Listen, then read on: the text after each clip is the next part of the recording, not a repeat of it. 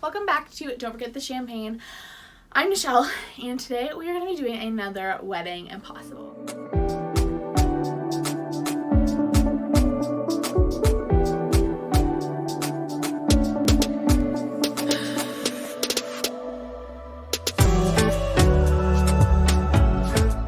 If you haven't seen, I already did one of these. I did a socially distanced drive-in wedding for under $3,000, and it was excellent. It was a good time, and if you haven't seen that video, you should watch it. But we've got another one today, so we've pulled more things out of a hat, and we've put together a beautiful wedding. So I've actually already done all the planning, but I'm going to walk you through kind of my thoughts on what I pulled, and then we'll get into the planning and see what I pulled together. If I can get my life in order. Okay, the first thing I want to talk about is the budget for this wedding. So for the budget for this wedding, I pulled $5,000. And although this is a little bit more than my last Wedding Impossible, it is still a fairly low budget for a wedding. The average wedding in, I think 2017 was the last time I saw statistics for it, was about $24,000. And I think it's probably gone up. I think it's closer to $30,000 here in Colorado. And I don't think that's a really extravagant wedding. I think that is... well, it definitely includes some higher end weddings, which brings it up a little bit. It is definitely pretty expensive to put together a wedding. It just is. You have to feed a lot of people. You have to pay for like a lot of things. So $5,000 is not a huge budget, but we were excited to be up for that challenge. The next thing was our guest count, and we actually got a lovely guest count. I was very excited about this guest count because it was small. One of the best things you can do to bring down your wedding costs overall is to lower the number of people you're inviting, because catering tends to be one of the biggest costs, and so does venue. And the larger your venue is, the more expensive it's going to be, and the more people you have to feed, the more expensive it's going to be. So if you can bring down catering costs and your venue costs, you are in a good place. So our total guest count was 30 people in town. I say in town, out of town, because it sometimes could affect what it looks like. If everyone's already out of town, then maybe like a destination wedding makes sense. But if everyone's in town, a destination wedding is going to make it hard for those people to get there. Next, we talked about the theme. So we pulled two for theme. The first thing we pulled was Celestial, which I was very excited about. Celestial is one of my favorite wedding trends that's happening right now. It is just like gorgeous. I love the like kind of moody but like sparkly and like deep colors, and I think it's such a beautiful wedding theme, especially for winter and fall. The next thing we pulled was classic, and to me, classic weddings, typically I think like southern weddings. Like I'm thinking like lots of white flowers, probably a big tent, monograms and everything, like very classic, a little bit prim and proper, like very East Coast vibes. That'll be interesting to mix with the Celestial theme, because Celestial tends to be a little bit more moody, a little bit more boho, and not so like crisp would be a word I would use for classic, and I don't think Celestial always vibes with that. So it'll be interesting to blend those two, and it was interesting. The next thing we got were our wedding colors, and we pulled two colors, and the first one we got was gray, which like perfectly works with the Celestial theme, and the next one we pulled was green, and green was a little bit trickier because Celestials typically don't have green. It's typically a lot of blues, metallic colors, deep purples. Those are typically the tones you see in these Celestial themed weddings. But I was excited to bring green in. Originally I kind of thought about a sage green, but I wound up, as you'll see once we go through some of the design elements, going with more of an emerald green. I felt like the emerald green was really the move to kind of pull in that rich, deep color, but also pull in green. The next thing was the priority of the wedding day, which typically is a vendor, but in the case of this couple, our Wedding Impossible couple, it was family. So family is really important to them, and I was really excited to highlight that, especially at a small wedding. I think there's a lot of moments to make family central to that, and also to make things really personal. When you have a smaller wedding, you can do a lot more details for each individual guest, where with larger weddings, typically it's best to do like large statement pieces. Smaller weddings, I think, can be great to do like little sweet details that every guest gets. I was excited to incorporate some of those. And then our final thing, which actually proved tremendously difficult, was finding a venue where pets were allowed. And pet weddings are like not that atypical, and a lot of traditional wedding venues allow pets. But I was looking for, one, a wedding venue that we could use in winter, which was like my own challenge, but I was like, a celestial wedding just makes most sense in winter. So I knew fall, winter. I knew that we would need at least an indoor reception space, if not an indoor ceremony space. And two, with a small wedding, one of the big perks is that you can pick a non-traditional venue. Like restaurants can be a great place to have a really small wedding. So can like community centers and things like that, and they can be really cost effective, but most of those places don't allow pets in them. So I was presented with a lot of challenges on figuring out how to find a small venue that also allowed pets and was also not a gajillion dollars. So that became my biggest challenge. Okay, let's talk venues, because like I said, venues were one of the most difficult aspects of this wedding I had to figure out. Initially, I came up with two options for venues. The first one was this really cool place in Denver that I think is like fairly new. I hadn't heard of it before, and it's an event space but also like a co-working space and also like a bar. It's called the Boiler Room. And the Boiler Room had a really cool like industrial vibe, but wasn't sure how I was going to make it look classic, but I thought it would look really fun for kind of a moodier celestial wedding. We were going to pull in the classic elements. It was going to be gorgeous, and it already had a lot of the furniture and things, very kind of lounge vibes of a wedding, which with a 30-person wedding I think kind of works well. But there was also enough room where they could clear space for like a dance floor. It was a really cool space, and they did allow pets. Whoop whoop.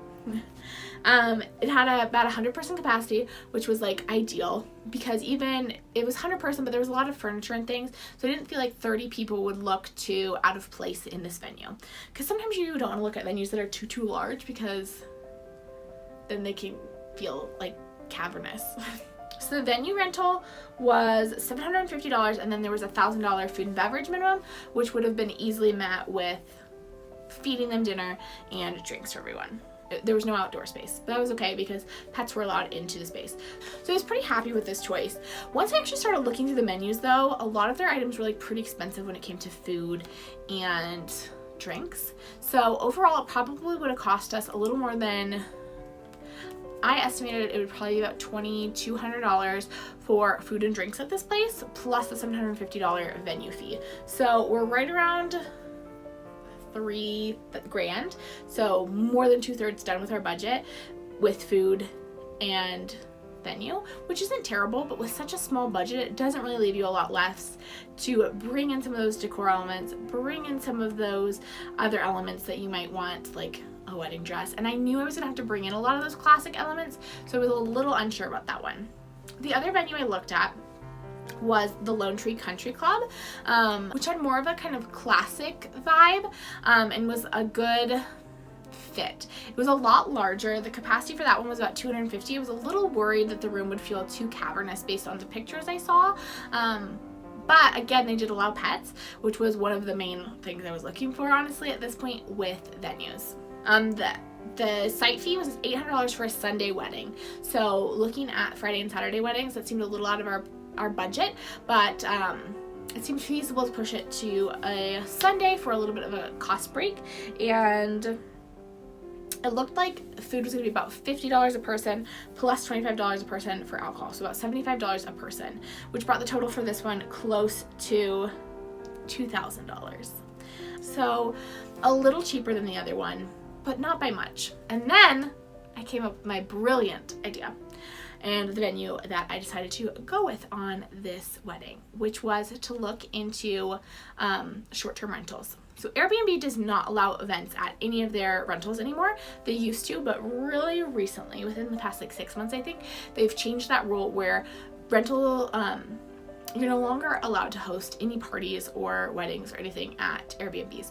You are able to do so at VRBOs, loophole there, and I knew because this wedding was so small, that might be a great option. So I wound up finding a really cool loft space in the Rhino in Denver that allowed pets and allowed events.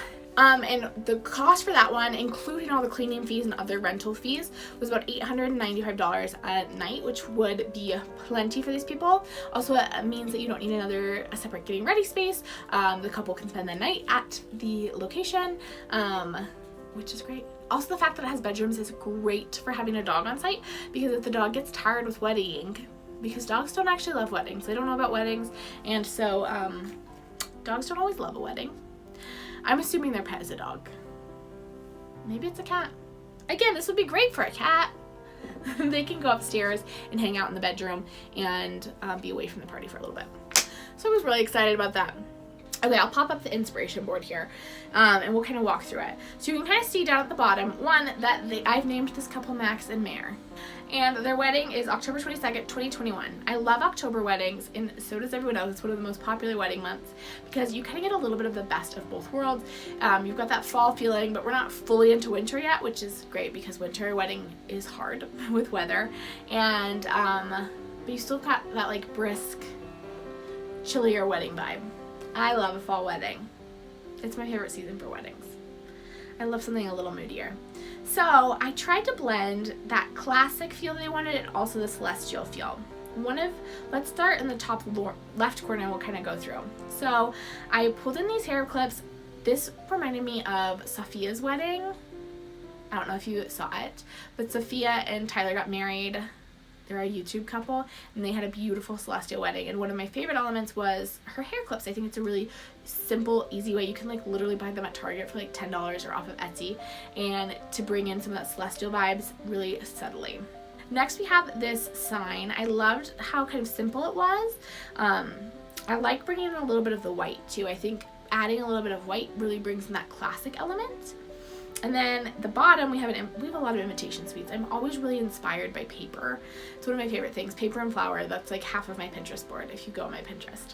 But I love this invitation suite, and I was really loved how the gray and green was incorporated. And it really, I think this was the image where I was like, oh, we're gonna really focus on that moon element. That'll help us lean into the gray rather than the navy and gold, which you typically see, which is more of kind of the astrological, you know, like what are those called? Constellations. You see more of that constellation print. Felt this was a great way to kind of keep on that celestial trend, but bring in the colors they wanted and keep it a little less boho. And then the next row, I love this gray and emerald green invitation suite, and I was particularly inspired by the use of ribbon in this suite, and we'll talk about how I used ribbon throughout the wedding later. But I think it's a really great way to add like a classic, beautiful element really easily, simply, and affordably. Is adding like a silk ribbon or just a satin shiny ribbon, polyester, but like looking silk ribbon to things can really elevate it and also bring that like classic, timeless look to things. And at the bottom, I loved this green tablecloth, and I knew this was something that we could bring in really easily to bring in a lot of green, to bring in a lot of depth, without making it too cheesy or making it swing to boho. Then we have I didn't even realize how many invitation suites were in this. Another invitation suite. Again, I love kind of the deep emerald. I just love the way the deep emerald is used there. And then the next one, we'll talk about how I wound up using this, but I loved the moons, the crescent moon shaped. They use them here as like a seating chart. I use them a little differently, but I loved the look of using these silver metallic crescent moons with writing on them. And then underneath we have this very classic bridal moment. I think it still really incorporates really beautifully with the overall wedding look. But what it really showcased to me, this one and the image to the left, the impact white flowers can make on keeping a wedding looking really classic. So I knew I wanted to keep almost exclusively my florals white. Actually, exclusively my florals are white. There's a little bit of green because, you know, flowers have stems, but mostly like really white, crisp flowers. And that was one way I was going to keep things classic and prevent them from going to boho. Then in the last column, we have this gorgeous picture of a Polaroid wall, and I thought this would be a really special way to bring in that family element, is to bring in family photos. So using a similar idea with Polaroid walls. You'll see that again in my decorations. And then I have like on my Pinterest board for this, I have like 10 different iterations of this crescent moon ceremony backdrop, but I particularly loved this one because one, it was really simple, and I love that there was a quote written on it. So yes, we will see that too. Lots of moons. And then the last thing is I love this Eve Cummings poem. It popped up when I was searching through things. And I think sometimes it's sweet to include some of those details into your inspiration board. And I was like, this could look great written on the crescent moon backdrop, which I did wind up doing. Now let's go ahead and go through our decor elements for both ceremony and reception. You will notice that there's some blanks here, and those are just things that are not applicable to this wedding, so I left them blank. The first thing we have is our entry and welcome sign. This one is actually straight from Etsy, and Etsy has some great printable options when it comes to wedding signs. So I think the print was like $8, and then if you get it printed at a local poster store, that's like another $15, and it can be a really beautiful way to add some signs. I knew I wanted a sign for the door since it was going to be at like a home to make sure that guests wound up in the right spot. And then we did have to bring in a lot of rentals because this is not a typical wedding venue. So with the seating, we just have a pretty classic white chair, not the cheapest because nobody wants those, but not very expensive either. And I did want to use the same seating for ceremony and reception. As far as ceremony, I would love to have it in the backyard, but I do also understand that in October that might not be feasible. If it is in the backyard, there's a lot of pre-existing seating that the couple could use to like have a lot of guests sitting there. But if it's inside, or even if they wind up setting up seating with these chairs, it's pretty easy to just bring them inside. The guests will have to bring their own chairs because there's not an on-site catering, as we'll talk about during the budget. But I think that's not crazy, and it's a really great way to save money is to use the same chairs in your ceremony and your reception. Lighting. I knew I wanted to do our ceremony during kind of like the dusky twilight time, which means that you can't rely on just natural light, which is kind of a bummer for an outdoor ceremony. But I also knew that everyone's gonna be kind of close. It's still in a backyard. There's a little bit of light, I think, from the pictures and videos I saw of the VRBO, but I wanted to bring in a little bit of extra light with some of these star-shaped twinkle lights. One, because they're pretty, twinkle lights are always fun, and two, just to provide like a little bit more light for the couple. This is my favorite part. Like I talked about, I love this crescent moon. It was on the inspiration board. For this wedding, I was going to create it out of this cardboard crescent moon that I found in an Oriental trading company, which I think is like supposed to be like a prom backdrop, but I think you could very easily paint it like a nice neutral gray, and then even if you were feeling fancy, do some hand lettering over the top with that quote like I had talked about. I think for a short time for ceremony, it's going to look really beautiful, create a really interesting backdrop, so it doesn't need to be like the most structurally sound. It needs to like be able to sit there for like an hour max. And then bridal attire, I think I just tossed this in here so you guys could see what I was thinking. There's not a lot of room in the budget for dresses, especially when you have such a small budget. But there are some great places to get wedding dresses for like pretty affordably if you don't want something super elaborate. I think this one was from ModCloth, or maybe, yeah, this one was from ModCloth, but I also looked at ASOS. They both have wedding dresses that are like under $500. And I think this one was under $200. And then to make things really like feel special, we spent almost an equal amount on the veil. It has that star and moon print all over it to bring in that celestial theme and to bring in something really special to especially a simpler dress. And then another place, as you know, I love paper goods. So with the invitations, I didn't want to spend a ton of money though, just because they didn't have a ton of money. Their budget was pretty limited. So what I wound up doing was Wedding Chicks has a ton of printed home invitations that are like really simple to use, and they have some really beautiful ones. So I selected one of their simple black and white ones, decided that they would print it at home, and then to elevate the look so it didn't look so like printed home, we selected like deep emerald envelopes, and that allows for some depth, some texture, some additional stuff going on, so they don't lose, it doesn't look super cheap, but it is inexpensive. Another one of my favorite details, so the escort card seating display, like I mentioned on the inspiration board, I wanted to use that Polaroid idea And what I decided doing was to each escort card would be a photo with the guest, with either the bride or the groom or both. So on the front it would have their name and their table number. There's only 3 tables, so it's really not that hard to get around. And on the back it would have a sweet little note from the couple. I think this is a really fun way to incorporate just like something sentimental and sweet into the ceremony and really emphasize that element of family that they wanted to prioritize. It was also incredibly affordable to do. We'll talk about it again in the budget section of this video. But it was pretty affordable. I don't know if I'd recommend doing this for a really large wedding, just because trying to find a picture of yourself is probably a harder way to find your spot. But with only 30 people, it was really feasible to have them each find a picture of themselves and sit down. Also, the timeline on this isn't super strict because they don't have a lot of professionals there. So I can kind of go with the flow. For reception decor, place cards and menus. So do you remember that picture from the inspiration board of those silver crescent moons? We're gonna do them again, but instead of doing them as a seating chart, I did them as the place cards. So there would be super easy to DIY. I found some silver like shiny cardstock. It was like a pack for like $5, which would be enough for everyone. And you would just have to cut out that crescent moon shape and then write everyone's name on it. Easy DIY, and I think it really adds a lot to the place setting. Let's talk about the place setting. The place setting, the most important thing to me when I was looking at rentals was getting a deep green linen. I was like, I need beautiful tablecloths. We only have 3 tables. Let's splurge. And I wound up actually finding them. Tablecloths can be cheaper to buy than to rent. And typically I don't recommend it because trying to launder tablecloths is like a pain in the butt, trying to get them not wrinkly.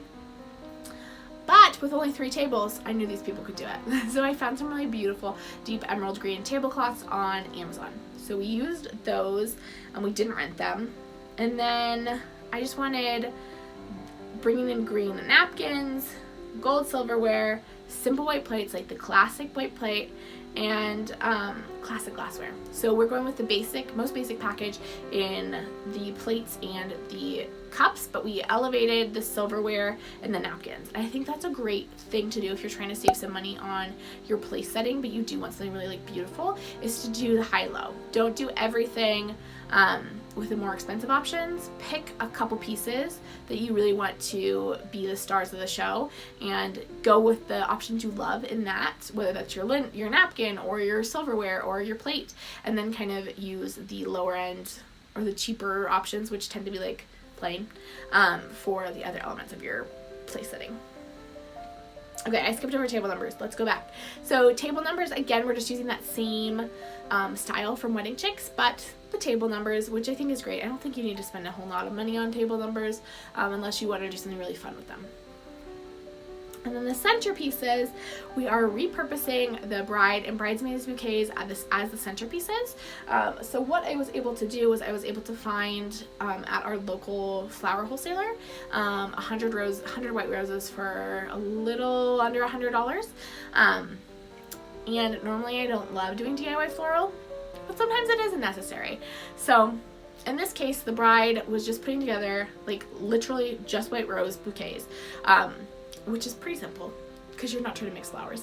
And so we did, with 100 roses, you're able to do, the bride and 2 or 3 bridesmaids and create pretty substantial bouquets. And then I wanted to do the bottom wrapped in ribbon. So green ribbon for the bride and gray ribbon for the bridesmaids, and then you just take those and you stick them in a vase with a little bit of water, and now they're centerpieces. And to add a little bit more texture to the table, I also included some gold votives. Always love a candle. The last couple things I'm going to talk about is lounges and furniture.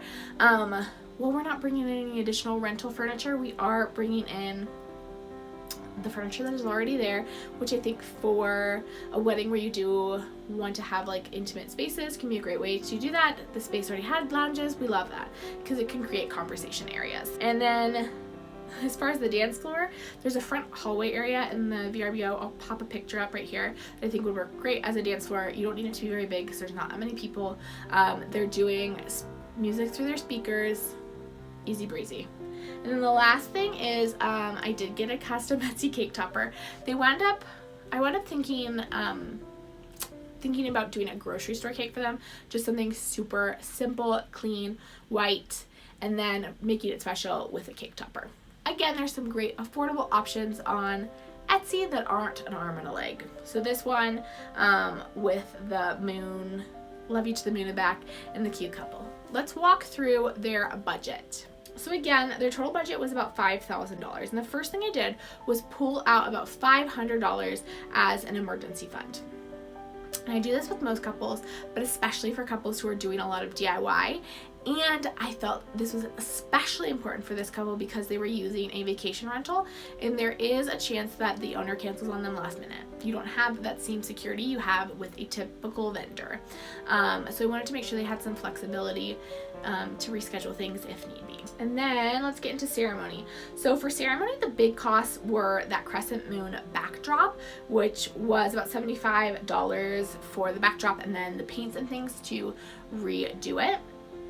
And then the other thing was the street lights. So not huge costs, but it does give you an idea of just a little bit of decor. So $150, under $150 for ceremony. Reception was under $100 for just those little details. So that included decorations excluding florals. So all we really added there were the clear vases to put the flowers in and the votives. The florals are in a separate category. Those escort card displays, it was only $42 to get the Polaroid pictures printed. I think it was like 68 cents a photo, and then to purchase the little wooden blocks for them to sit in. It was really a great deal. And then signs, the printed welcome sign was $30 with the printing cost and the Etsy cost to get the printable. The venue, like I talked about, was $895. So that includes everything. So for one night, that includes cleaning fees, all the rental fees with the VRBO.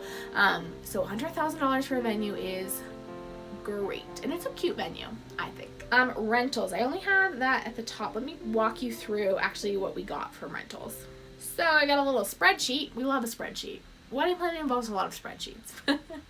So we needed the ceremony and reception chairs. We got 30 of those. Tables, we had to bring in tables.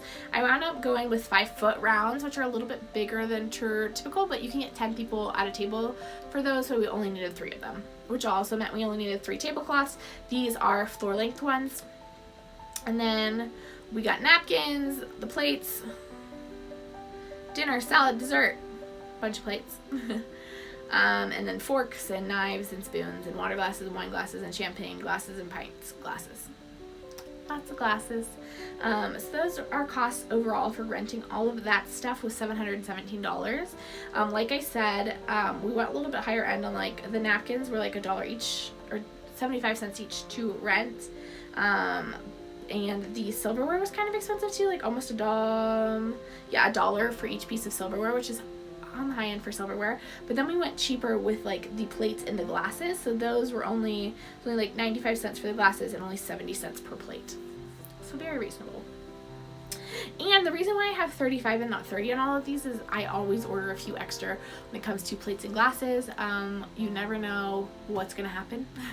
A plate breaks, a glass breaks, they forget a glass, they forget a plate. You don't want people to be without them. And typically I actually order extra tablecloths as well, like 1 extra, but since there's only 3 tablecloths, I figured we would be okay. But if I'm ordering like 20 tablecloths, I'll normally order 21 just in case one is a hot mess. And then let's get to food. So for food, I didn't figure out exactly what they wanted. I never do for food because, like, I don't know, these people are pretend, so can't ask them what they want. But I assumed about, what did I say? I assumed about $25 per person for the food. And then for drinks, I wanted to do a wine and beer only DIY bar. I can't remember exact numbers. I think I used one of those online calculators to figure out how much wine and beer to order. But pretty reasonable amount for beer and wine. And then I decided that they needed a late night snack of s'mores. There's a really gorgeous fire pit at that, and I thought that'd be a fun little thing to do with them at the end of the night if it wasn't freezing. Because again, October in Colorado, who knows? And I added a $100 tip because we were looking at delivery. So food plus delivery, and you want to leave a nice tip for your delivery driver who's delivering food to your wedding. So total for that was $1,200 $270, which is great for food and drink. And flowers. So in total for the flowers, it was $140. I think I did centerpieces twice. It wasn't even $140. For, like I said, for the bride and bridesmaids bouquets, it was a little under $100 for the roses, and then it was like $5 for each spool of ribbon to elevate those a little bit. Stationery, by the time you print everything and get envelopes for that, it was $50 for the invitations, and then I estimated about $30 for postage, which is probably a little high actually, because I estimated like $1 a envelope, but you probably actually aren't sending out 30 invitations because a lot of people wind up living together. You don't actually need as many invitations as you have guests. Typically you need about 60% to 75%, depending on how many plus ones you're doing. And those place cards were $6 for the DIY crescent. Easy to cut out, write names on. $6 for all 30 of them. We love that. And then there were no gifts or favors we were doing. It just wasn't in the budget, so we skipped that. And then attire, I gave $300 for the wedding dress, $100 for bridal accessories, and $150 for the groom's suit. So $550 for their attire in total. I gave them about $500 to find wedding rings. Hair and makeup, with a budget this low, I'm going to assume that the bride is going to do things herself, or take some of her hair and makeup, or some of her wedding dress budget, and I guess she could reallocate it. For the cake, I did $50 for just like a simple white, probably grocery store, but you might even be able to get a bakery cake for $50 if you keep it pretty simple and white. And then I brought in the cake topper for $25 from Etsy for a little touch of something fun to elevate it. And then photography, this was a hard part for me, but I just couldn't find a way to fit a photographer into this budget, which sometimes happens. If photography is a priority, we could have fit it in, but we would have had to cut other things. And for this couple, photography wasn't one of their priorities. Family was their top priority. It was a small wedding. They wanted their pet included. Those were bigger deals. So we cut photography. And I think there are some great ways you can still get photos from your wedding, especially with a small wedding where it's going to be a little bit more intimate. The pace is going to be a little bit slower. You can slow things down and have people take pictures of you so you have some wedding day photos. But we did skip the professional photographer on this, which kind of breaks my heart. But, you know, not every wedding is for me. Not every wedding needs every vendor. Music, again, we skipped the professional vendor here, and instead, especially since it's in a home, you actually probably don't want music that's too loud because you're going to get complaints pretty early. Instead, you can hook up a speaker and, you know, create a killer playlist. Have someone DJ the event that is a family member. I normally don't recommend that, but with such a small wedding and such a small space, I think it's really feasible to have a speaker system that will sound good for that many people. And then I think that's it. Oh, your marriage license, $30. Very important. Gotta get actually married. I had actually finished recording and then realized that my outro didn't record, but we were through my whole budget. Hope you enjoyed that. I have really loved how these Wedding Impossibles have turned out. They've both looked gorgeous so far. I'm excited to do another one. If you have any suggestions of things I should include in my next Wedding Impossible, leave them in a comment down below. And if you have any questions, leave them in a comment down below. If you enjoyed this video, give it a like and subscribe for more wedding planning content.